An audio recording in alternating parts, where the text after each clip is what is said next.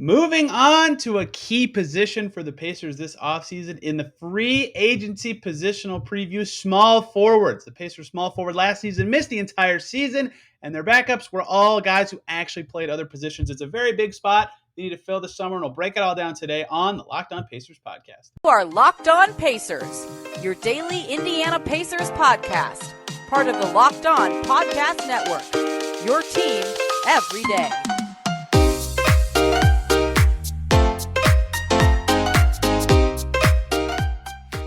Welcome in to another edition of the Locked On Pacers podcast, where we, of course, talk about the Indiana Pacers. As always, my name's Tony East. I cover the team for Forbes and the Westside Community News. And today, back on the grind, talking about Pacers free agency, looking at certain positions instead of their own players. And today, it's a very, very big one for the Pacers. It's the small forward spot. Last year's small forwards for the Pacers were TJ Warren, who played 0 games, and Torrey Craig, who's really a 4, and Justin Holiday, who's really a 4, and Chris Duarte, who's kind of a 2, and Buddy Hield, who's definitely a 2, and Lance Stevenson, who's a 1. They need someone at this spot quite badly. Key position for them. And the offseason's ramping up. There was a trade in the NBA today. Adrian Griffin was in the Pacers facilities. It's time to get talking about this stuff. So let's look at small forwards and what the Pacers might be looking at in free agency. Joining me to do that for a very key position, we needed a key player here who understands the Pacers, the free agency landscape. How about Rhett Bauer from 8 points, 9 seconds? Rhett, holy cow, do the Pacers need some depth at the 3? Yeah, I'm only a key player because I'm available. And That for the is small not true. forward, for this small forward position, that is a very key thing to talk about. But no, it's You can't. I let you choose what position you wanted to do. I gave you I many know, days. but that's so I could get off the joke about being available, because that's really all that amounts for small forwards for the Pacers. Yes, they need anyone who can play on that spot. And the first segment for the guards, the first segment for these free agency preview shows, you know this, but for listeners, I do why the Pacers would sign a guy at that spot, the best guys available and realistic targets. And for the guards, there are reasons they would sign a guy, but not like strong use of resources reasons.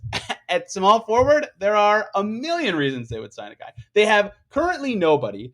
The guy that makes some sense that was on their roster last year come back might also just not be good anymore because he's been injured. I don't think TJ Warren won't be good anymore, to be clear, but there's a ton of question marks about what he could be. Maybe Duarte can play the 3, but then you need someone at other positions. Like, they need depth at this spot so bad. They may need a starter, or if they draft someone, they definitely need reserves. They need a lot of them.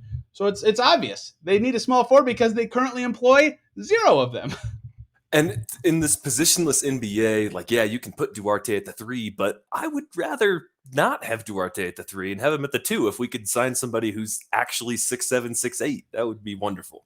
Yeah, the height thing is a big part of it, because there are, like, Buddy Hield played the 3 fine on offense last year. Like, great, that was fine. Terry Taylor played the 3 fine on offense last year, but they're short. They can't guard the 3s all the time. Duarte was their best option, and like you said, he's 6'5". So that is where their biggest hole is, because their only wing-sized guy, and ironically, we'll talk about him today because Spotrac lists him as a 3, even though we both know he's a 4, is O'Shea Brissett, who isn't really that strong of an on-ball defender. So they need, anything. And if they draft a guy at the 3, I still think they should put a ton of resources into getting people at this position, because they just have nothing. And I know that maybe this next season isn't like the one that they're like, yes, we are going to be awesome this coming season. But you need building blocks at that spot to see how they fit with Halliburton, to make your team better, to compete at all in the current landscape of the NBA. And Carlisle had to use 3-guard lineups all season last year because they had no 3s, and those sucked on defense at times because they didn't have 3s. They just need anyone, even just someone who's that size would go a long way for them. It's funny that Brogdon was typically the best player to put out there to guard 3s in some instances, which is just tells you exactly how bad it is. And it's less about the player they bring in for me. Obviously, if you can go out there and get a long-term piece, that would be fantastic. But mostly, and I think we've been saying this with Warren for the last 2 years, we just want to see what this team looks like with a 3 out there, right? With an actual 3. And that was the whole thing with the Turbonis experiments. Like, well, we haven't seen them with TJ Warren out there, who's a really big piece of what was going to make it work. It wasn't going to work, but now we're moving forward with a different chord. We still don't really know what they're going to look like with a 3. So hopefully we can fix that either in the draft or with free agency. Yeah, I'm with you there. And the size part of it is a factor too, because, I think the Pacers will switch pretty leniently anyway next year. But a lot of teams in like clutch situations or when they're really dialed in on defense try to switch like size. So having a lot of guys who are in that size range able to switch is really helpful. That is part of what makes the Celtics just a machine in the postseason on defense. Is like their whole team is Smart and Tatum and Derek White and Jaylen Brown and Al Horford switches too. He's taller, but like a lot. Rob Williams switches. Like they have all these 6'6" to 6'10" dudes who can guard all these positions. Not everyone, but a lot of them. So even if you just sign depth pieces, or even if you like Torrey Craig, I thought was a good signing last year because he fits that exact thing. He can switch a lot. He can play good defense, and he plays a position the Pacers desperately need. It made sense for them to trade him, and he didn't quite pan out, but he was good for the Pacers. He filled the role they desperately needed. Like even a guy at that level is something they need so badly because of how bad their defense has been and because of the tactical stuff it lets them do. Yeah, exactly. And it's kind of funny that the Pacers keep looking for a small forward like this, but they actually keep signing people as well. Like it's not for lack of trying. It's mostly just availability from Warren, and even bringing in O'Shea. Like that's great, and he has the body type and the size for it, but he's not a 3. So just gotta figure that out at some point. Yeah, they've sort of tried like a couple summers in a row with Torrey Craig, and then they signed Justin Holiday the summer before. I guess they were re-signing him, but Right. they brought back Justin Holiday the summer before that. They only signed him 1 year prior to that. Though they had McDermott on the team, like they were actively bringing in wings, at least not enough, but some in past seasons. And they clearly put an emphasis on that after realizing after Thad Young left that they needed anyone just so bad. But none of them have quite panned out for many reasons. Doug McDermott was good, but he just left. Justin Holiday aged out. Torrey Craig aged out. Whatever. They need anyone. And the other factor here is like, when I talked about point guards and shooting guards, it's like, okay, if they move some stuff around, there might be a need. Or, maybe they draft a guy and there will be a need or whatever. It required other stuff. Even if the Pacers draft a 3, they should still sign another 3. They should sign 2 other 3s. I was going to say 2. Yep. Yeah, even if they sign the best 3 on the market, which we'll talk about in the next segment, they should probably still sign a couple more because they have nothing there. Nothing. So this isn't necessarily just about what small forward should the Pacers sign this summer. It's about what guys on this list, how many of them should they sign? Many? Yep. And how many of them, maybe not perfectly, but how many of them play similar enough to each other or can fit in a similar style in the Pacers system so that you've got the right guys thriving in that position all the time, because Lord knows one of them's not enough, especially if another injury happens. No kidding. I mean, it's in the way that this league works too, is if you sign 2 of these guys, they could probably play the 3 and the 4 at some point. Yes. And so even still, like, okay, if you sign 4 small forwards this summer, it's like, hey, guess what? They're probably going to put some minutes in at the 4. And that's never going to be a bad thing. Like you cannot have too many guys over 6'6" and under 6'10". The Raptors may be a special case of that, but even then, it's just you can't have that many or too many of that sized player. Yeah, like even looking at for sure under contract next year, guys like Terry Taylor can play sort of at the forward spots, although he's best at center. Brissett definitely a forward. Jackson's a center but can play forward. Duarte's a guard, can play forward.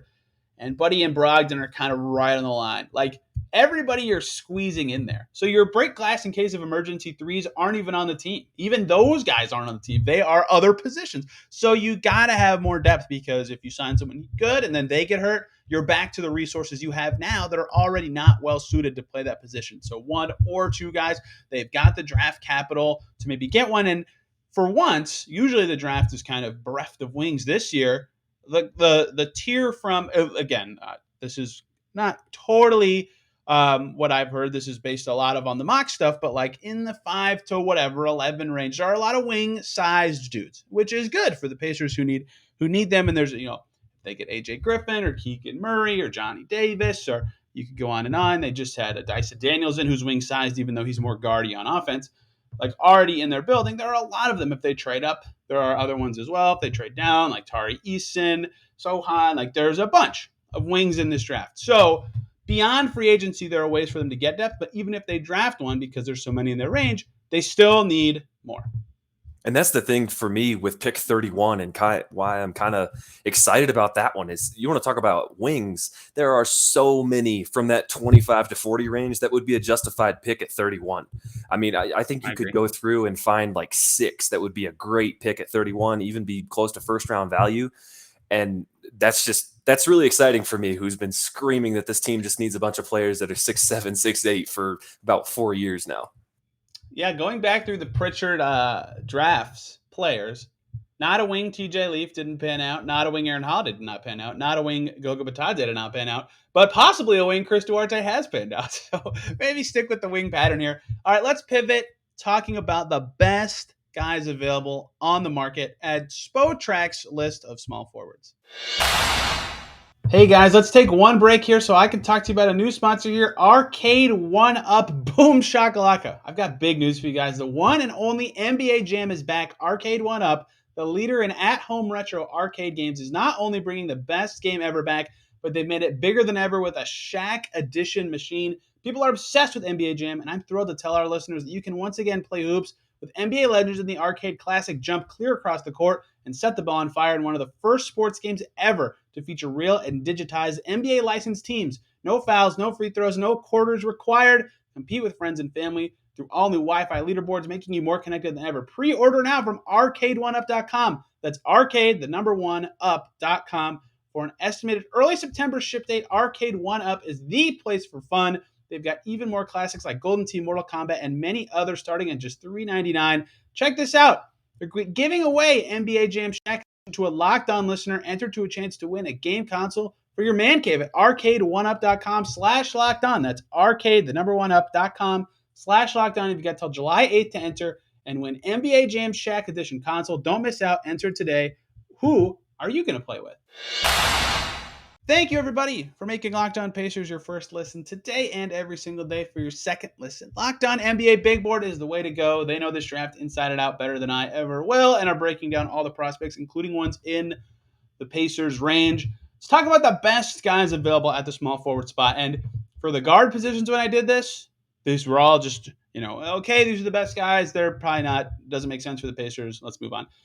At this spot, the best guys kind of do make sense for the Pacers because they have no one there, so anyone is helpful, obviously. But the very prized guy, even if he might not be worth the contract it would take to get him, is in their age range and is good and plays a key position. So let's just jump right to it. Everybody wants to hear, hey, Miles Bridges might be a sneaky good fit for the Pacers' resources this summer, Rhett. Oh, crazy how that works. I haven't heard anybody talk about that at all, so I'm interested to hear our first takes on this subject. Yeah, like the things I've talked about a lot for the Pacers' pursuit of guys this summer, in the age range of their young core, can play multiple positions, can play on the wing, and fit well with Tyrese Haliburton. Miles Bridges is 6'6", 24 years old, can play on the wing, can play multiple positions, 20 points per game last year, 35% three-point shooter through his career, good rebounder, which the Pacers suck at on the wings, and a decent defender. Like, check. Like, that is an insanely good fit for what the Pacers need. But I'm going to pump the brakes really hard. He's a restricted free agent, and because of that, for another team to get him from Charlotte, it's going to take the max. And I don't think he's worth the max, but that's what it would take to get him as a free agent. So there is, unlike a lot of other restricted free agents this summer, there is validity to the Pacers giving him a big offer sheet because he fits so well, and he is the best, to me at least, the best three on the market this summer. But it does come with a lot of drawbacks, given that it will almost certainly be an overpay. Exactly. And I think the fact that it makes sense to give him the max in restricted free agency as a chance to get him kind of speaks to the fact that it's an overpay, because Charlotte might not be willing to match that, and they have him in their building. But yeah, I mean, Miles Bridges has been an incredible development over the last couple of years, honestly, getting way more efficient from all over the floor. And even this year, 3.8 assists in about 36 minutes. Like, he was doing stuff off the bounce for himself and others, which would just be a very welcome addition to this Pacers team, even if I'm hesitant to make him the one big splash to tie this core together of Haliburton, Bridges, and hopefully pick 6 or better. To be clear, I don't think I would. I think that there are future summers or better times to spend than now for the Pacers.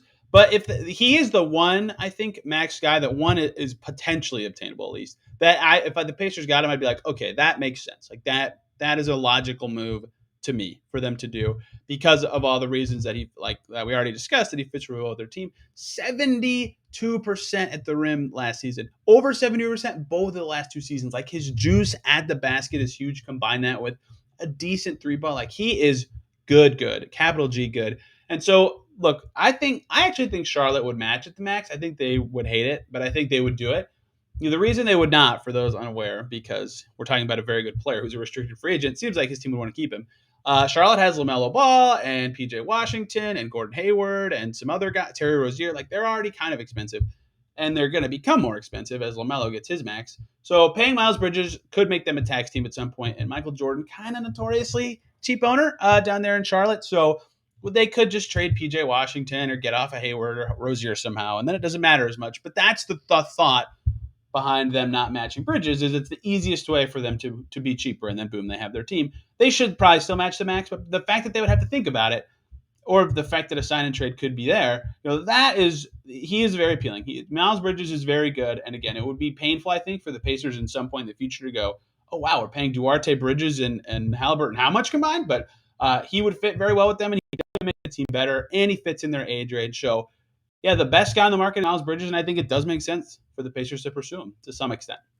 Yeah, I don't think that I would give him the max either. This is something that we've talked about before, but I'm just would be nervous about that much money to that player when maybe he has more room to grow on ball and maybe he can be more of a primary option.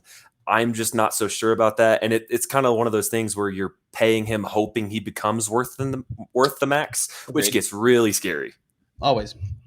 I think what'll happen with him is what happens with every restricted free agent in this thing we described.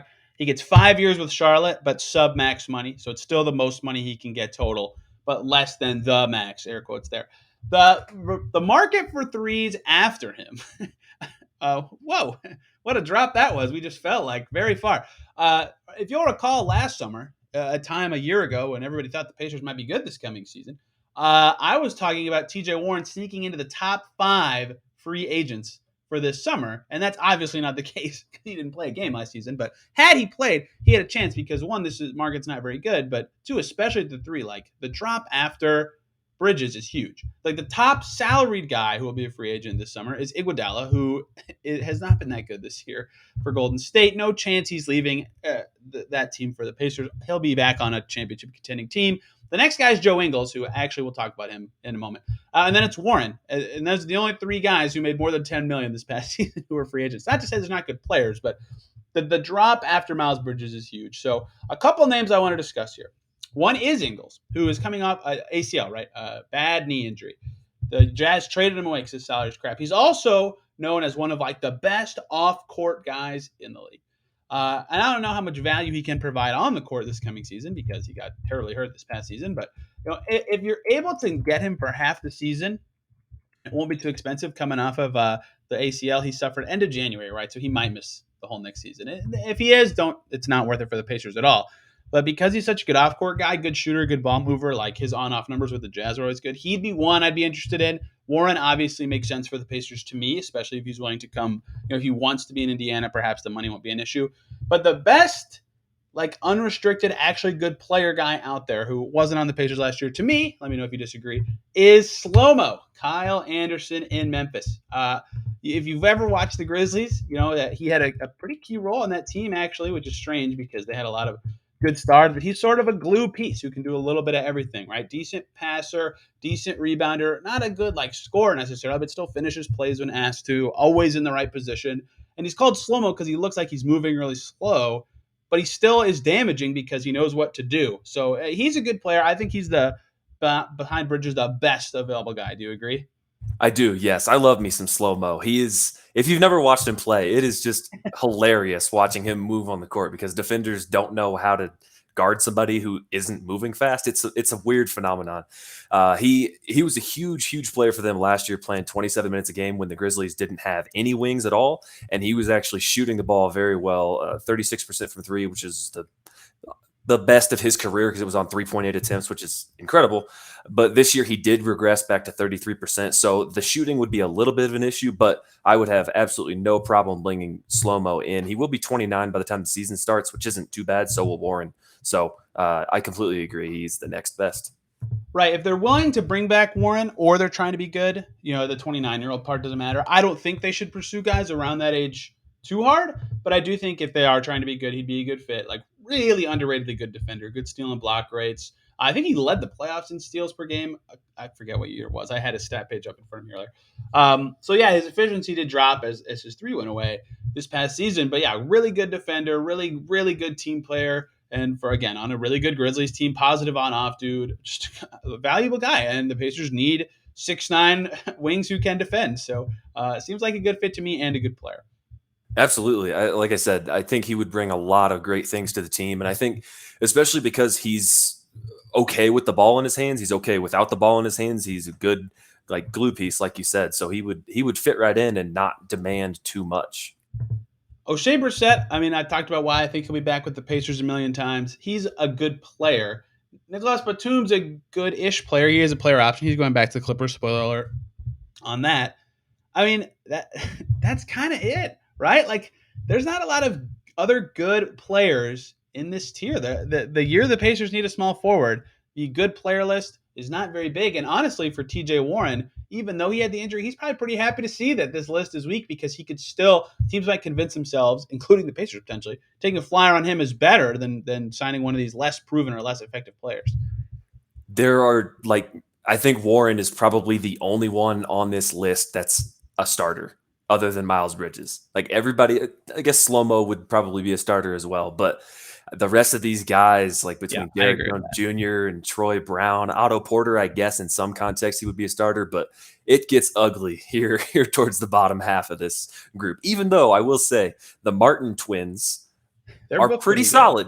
They're there's a couple of guys like Jayshawn Tate, I think is solid, but he's a team option. I don't think the Rockets are letting him get away, right? So there are some okay guys, but they won't be out there. And I think Caleb is restricted. I don't remember if Cody Martin's restricted. Yeah, they both are, right? So they probably won't even be available. So yeah, the market, if you need a starter, it's very weak. It's like Bridges, and then maybe Warren. Ingles will be hurt. Maybe Slow-Mo, and then Derek Jones. We'll talk about him in the next segment for a good reason. But it is not a strong market, despite the Pacers needing someone there. So maybe there's this draft thing coming up in like 9 days that they could target someone at because they might need to fill some minutes on the wing. Coming very shortly. Let's talk about realistic targets at this spot because despite there not being a ton of top guys, there are at least some decent depth pieces I want to bring up here. One more break here, guys, so I can talk to you about Rock Auto. With the ever-increasing numbers of makes and models of vehicles, it is now impossible for your local chain auto parts store to stock all the parts that you need for your car. You got to go in the store. They never have what you need in the section that makes sense. And then the guy behind the counter is going to ask you a bunch of questions that you don't know the answer to about specs that aren't even easy to find in your vehicle. Then you got to wait while they just order the parts back to their shop right there. When you have to come back and get it, that's all a pain. Don't do that. You have a computer with access to rockauto.com at home or in your pocket. You could save time and money when using Rock Auto. And who doesn't love both of those things? How would you spend more for the same parts at a chain store or a dealership when you can get them for less at rockauto.com, a family business serving do-it-yourselfers for over 2 decades. Their prices are always reliably low for every customer. They have everything you could need for your vehicle: brake parts, tail lamps, motor oil, new carpet, you name it, they got it. Go explore their easy-to-use website today and find the solution to your auto parts needs. Go to rockauto.com right now. See all the parts available for your car or truck right locked on in their How Did You Hear About Us box, so they know that we sent you. Amazing selection, reliably low prices, all the parts your car will ever need at rockauto.com. Thank you, as always, for making Locked On Pacers your first listen today and every single day. For your second listen, let's see. Locked On NBA. Hear more about Finals Game 5 because, you know what? I'll be there with Matt Moore. We'll be breaking down Warriors, Celtics, and all the latest news from around the league. So I want to talk about a Gus said, actually, in the context of the Pacers at small forward for my first realistic-ish target besides Miles Bridges. I actually do think Miles Bridges, despite me not thinking he's worth the max, me not thinking he's worth the max, it makes sense for the Pacers to do it. Derek Jones Jr., you just said his name. I really liked him with Portland, and that didn't really stick when he moved around to Chicago. And Miami, I liked him as well, but that didn't sustain him. Miami's good at making these fringe guys look better than they are. But he's still 25. He's still athletic. He's still a good defender. So despite his offensive limitations, not a good shooter, I still think as a depth piece and flyer, he'd be a pretty good fit for what the Pacers need right now. Absolutely. The athleticism would just be huge because we talk about Isaiah Jackson, but he really shouldn't be a 4. And Derrick Jones Jr. has a similar amount of athleticism, but is a 3 or a 4. And so I remember wanting him when he signed with Portland the first time around 2 years ago, just for that athleticism alone. He did sign 2 for $20, which is quite a bit. I don't think he'll demand that much this time around, which is good news for the Pacers if they want to try to bring him in. Yeah, they have the cap space to get, I mean, really anybody, but any non-max guy. He's not a max guy. So they have the resources to bring him in. And I think even if you look at the force, because he played 4 because he's bouncy and can kind of defend, but he's only 6'5", 6'6"-ish, so he's definitely more limited to the 3, I think. He's lacking the 3 ball, which is a little painful and why he's not a starter level guy, certainly. But he's got a lot of skills that keep him on the floor. He was good for the Bulls. Like it was the marketing trade, right? And ended up netting him for Chicago. Like they got him for a guy team, and he ended up helping them quite a bit. They had a good net rating with him on. 3.3 points per 100 possessions, better with him on than off. So despite him having offensive limitations as a shooter, good finisher right around the rim. A couple seasons in a row. Over 70% for Chicago. Over 73% his final season in Miami. Right, so good rim guy, decent driver, good athleticism, and a good defender. And like the Pacers need all that stuff, even if he can't be the stretch guy necessarily. They need depth at the spots so bad that I think he could even get like 20, 25 minutes a game with the Pacers. Absolutely. And again, like I said, the athleticism would just be so drastically different than anything else the Pacers can offer on the team at those forward spots that it would be great to bring him in, even if he does have some flaws. But that's why he's not a starter, and that's why he's not expensive. So you kind of got to take what you can get. After him, you're kind of looking at some of the stuff I talked about with the guards at both spots. You're looking at guys who can play multiple positions, guys who are young and maybe a second contract steal, or really, really sage vets like Joe Ingles, for example. If he's going to play at all this season, I think that makes some sense.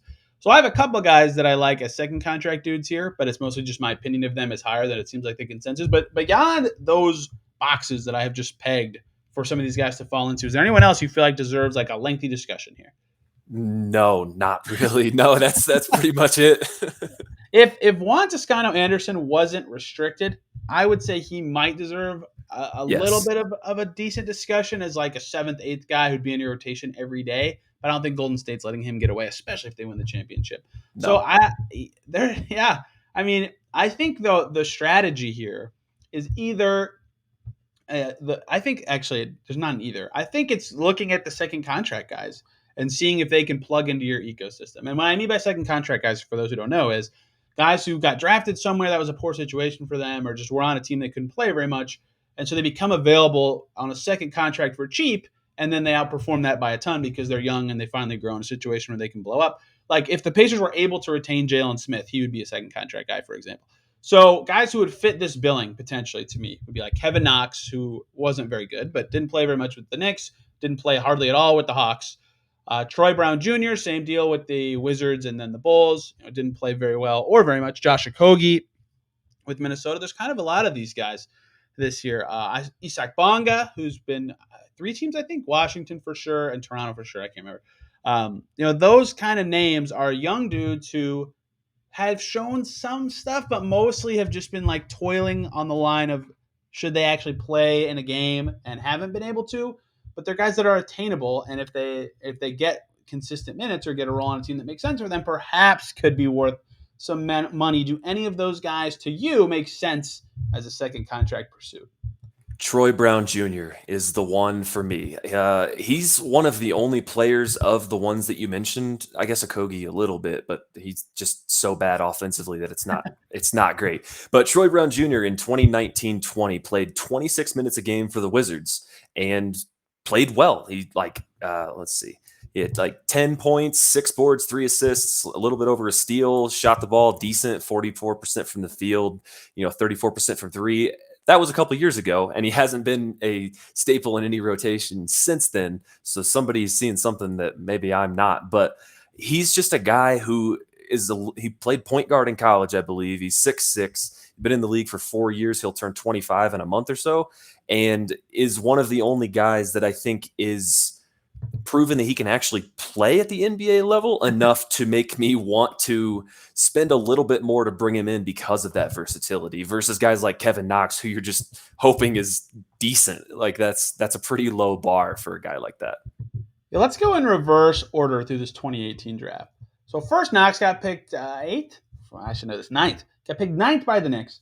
And he is the best size of these guys. He could probably play 3 and 4.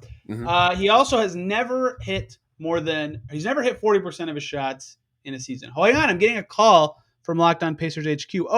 He's never shot better than 39% in a season, and he's a 37% shooter for his career. Not 3-point shooter. Every shot, every single shot. So his offense has just been completely miserable throughout his career, completely killer. And it's not that he's like a high 3-point attempter or anything. He just can't put the ball in the basket. So not a good player. His defense isn't good enough to make up for any of that. He's okay on defense. Then the next one, right outside the lottery, Troy Brown. Popular guy that year from Oregon.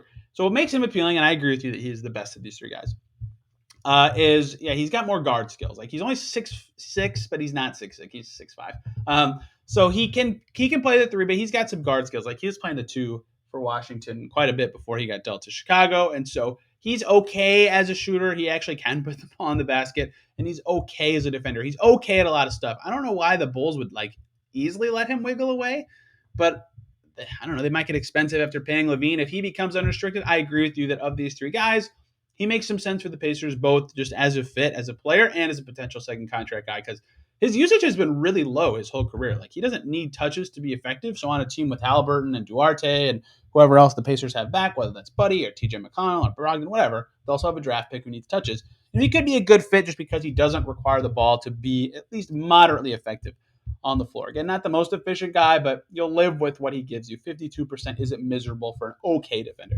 And then there's Okogie, who, unlike the first 2 guys, is a good defender, an actually good defender, and is a miserable offensive player. Barely over 40% for his career. Better than Knox on offense, but that's not saying much. Terrible shooter, doesn't have any handle, not a good rebounder. Like he just sort of is, I'm going to be a really pesky, annoying defender and do nothing else. And so that, like if he's your, I don't know, 6th wing or something, I'm just making it up, that's fine. But the Pacers have none, and so he'd be like their 3rd wing right now. So, I mean, again, I would take a flyer on basically any of these guys if I'm the Pacers because they have no depth at the 3, but he would not provide them a lot of value, I don't think. I think you're right that Troy Brown Jr. makes the most sense of any of these guys to pursue and potentially could be available. So that's not a bad shake for them, I think, as a flyer in restricted free agency. No, definitely not. And I think I said Troy Brown Jr. doesn't turn 25 for another month. He doesn't turn 23 for another month. 23. So right? he's much younger than that. And Josh Okogie, he's only 6'4".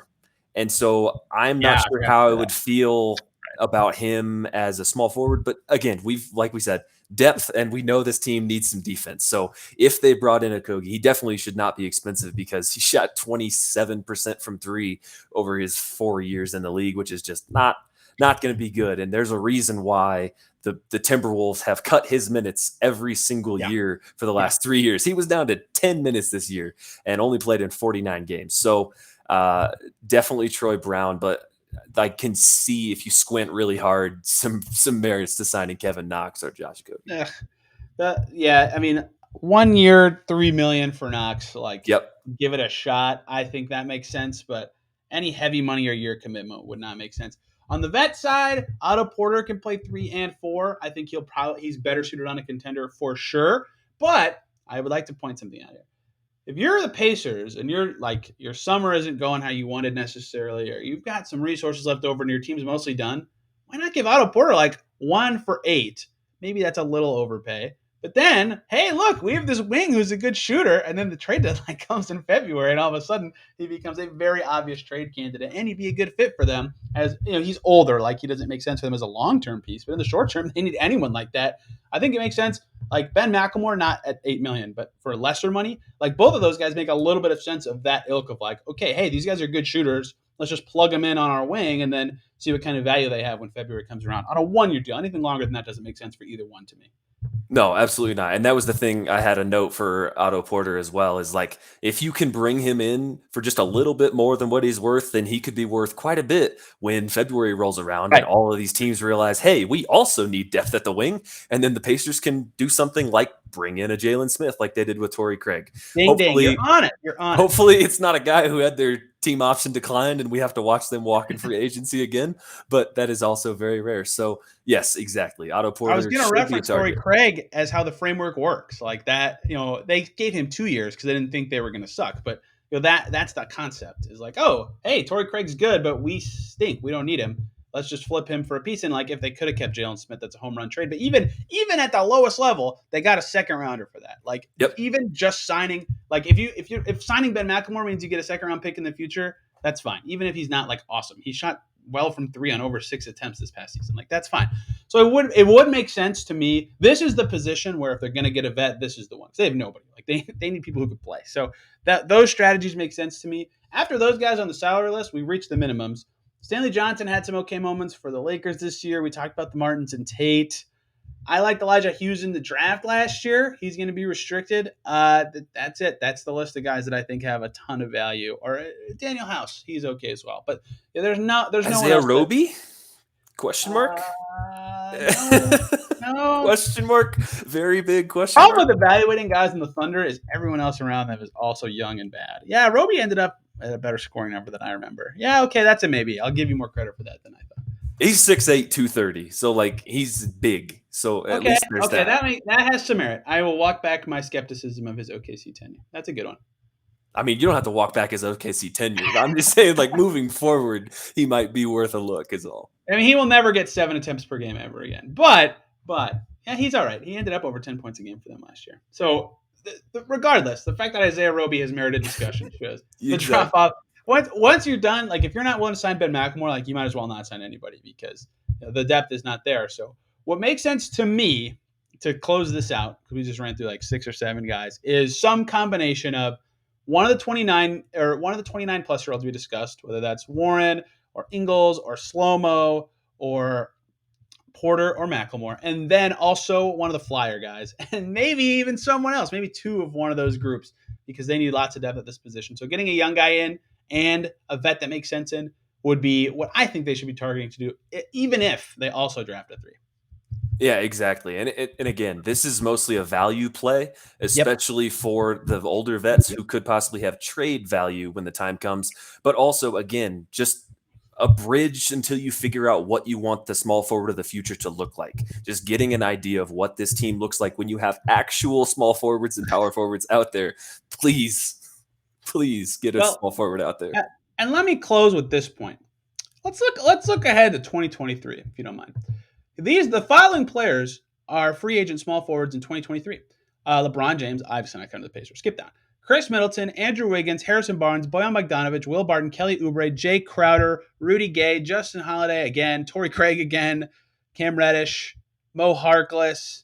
You get the idea. It's way better. Way better, right? That's also why you could do the 1-year deal kind of thing for the vets available now, because then you're ready next year with your space to bring in a serious wing who can help you and grow with your team. So that is also an appeal to this. And that is my closing thought is, yes, they need wings. They should try to get as many of these guys we discussed today as we can. But they also need to remember keeping the powder dry helps them go after one of these guys who are way better when they should be even better next summer. And that is my closing. Yes, absolutely. I mean, you've even got guys like DeAndre Hunter. I don't know if you mentioned him, Cam Johnson in there as well. They're all restricted, but they're at least wings out there who might be worth more than any of the guys that we mentioned other than Miles Bridges, like 100%. Pretty easily. So, yeah. Yeah, it's going to be interesting because they have a big need and not a lot of obvious ways to fill it. Maybe it's a trade spot, but I think of the names we said today, I would not be surprised if 1 or 2 of them were on the Indiana Pacers when the season opened. Rhett, thank you for the time. Where can people find your work over at 8.9 seconds? Yeah, you can just follow me on Twitter at Rhett_Bauer. I post most of my links there and would be happy to have you along for the ride that is this offseason. It's going to be pretty exciting. That's right. The draft is in like 8 days now by the time you're listening to this. 9 days. I can't do math for all my head. Free agencies in like 2.5 weeks. This offseason is flying by. And I'm glad the finals have been distracting enough that time has snuck up on me. It's an awesome finals. Game 5 tonight. I hope everybody enjoys that. Tomorrow, Jeremy Sohan in the cut. 2 more prospects to go, and he is one of them. Should be fantastic. He will have a workout with the Pacers very soon. So you'll learn more about him from that as well. So thank you guys for listening. You can follow me on Twitter at TEastNBA and this podcast at Locked On Pacers. Have a great day, and we will see you tomorrow.